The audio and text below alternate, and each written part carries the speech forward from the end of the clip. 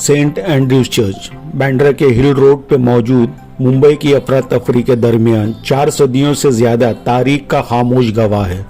ये चर्च बांद्रा की east Indian community की तारीख और पहचान का एक अहम हिस्सा है।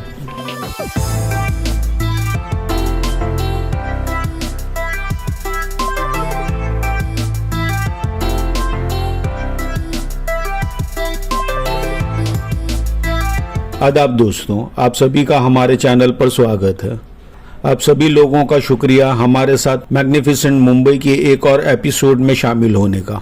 हमारे तमाम व्यूवर्स को नए साल की बहुत बहुत मुबारकबाद।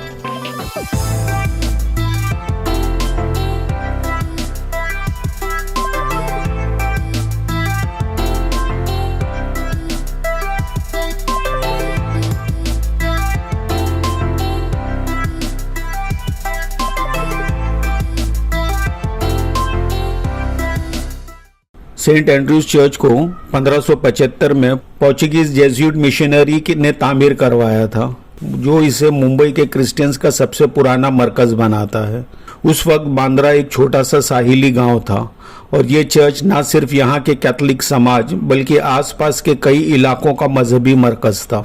सेंट एंड्रयूज चर्च बांद्रा की ईस्ट इंडियन कम्युनिटी की तारीख और पहचान का एक अहम हिस्सा है। 1575 में तामीर किया गया ये चर्च वक्त, समंदर और तब्दीलियों का सामना करते हुए भी ईमान और कम्युनिटी को मजबूत करता रहा।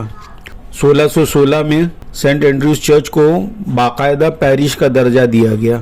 सदियों से इस चर्च ने कई तूफानों, जंगों और शहरी तब्दीलियों का सामना किया है, अपनी रूहानियत को बरकरार रखते हुए।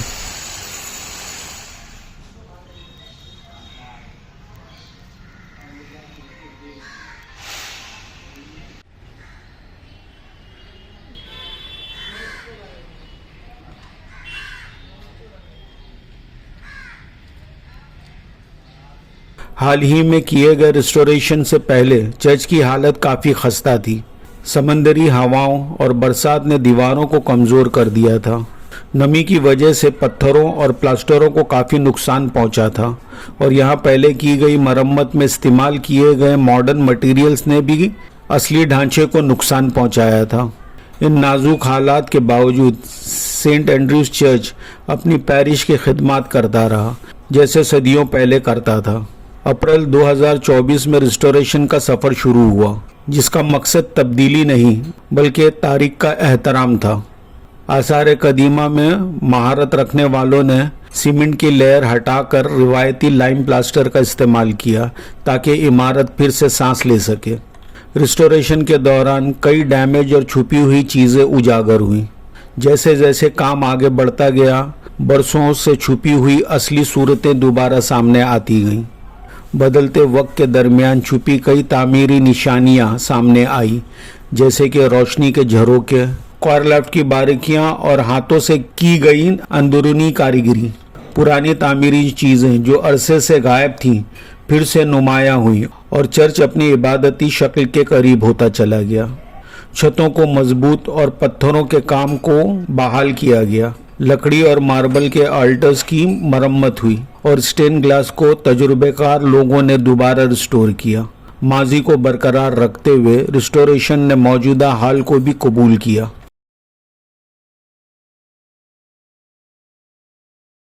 तकरीबन 20 महीनों की मुशक्क़त और एक्सपर्टीज के बाद ये सफ़र मुकम्मल हुआ।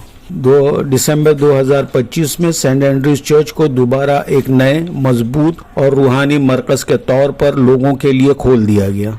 जो चीज़ उभर कर सामने आई वो सिर्फ एक बहालशुदा इमारत नहीं थी बल्कि एक जिंदा विरासत थी, जो बांद्रा को उसकी रूहानी और तहजीबी जड़ों से दोबारा जोड़ रही है। 20 महीनों बाद आज सेंट एंड्रयूज चर्च फिर से उसी शान के साथ खड़ा है, न सिर्फ पत्थर की इमारत के तौर पे बल्कि सब्र और ईमान की एक जिंदा कहानी बनकर। क्रिसमस आते ही इस रिस्टोर्ड चर्च में हिम्स की गूंजें सुनाई देने लगी, जिसने इबादतगारों को अपनी तरफ दोबारा बुलाया। नए साल में भी ये एहसास जारी रहा। नए साल की शुरुआत दुआओं के साथ हुई, जब रिस्टोर्ड चर्च की खिड़कियों से आती रोशनी ने उम्मीद और कम्युनिटी को सिंबॉलिक बना दिया। बांद्रा के लोगों के लिए सेंट एंड्रूज चर्च का ये जश्न एक त्योहार से बढ़कर है। इन जश्नों के जरिए लोगों ने दोबारा रिस्टोर की गई इस अहम जगह को अपने दिलों में एक बार फिर ईमान और कौमी जिंदगी का मरकज बना लिया। एक बार फिर हमारे तमाम व्यूवर्स को नए साल की बहुत बहुत मुबारकबाद।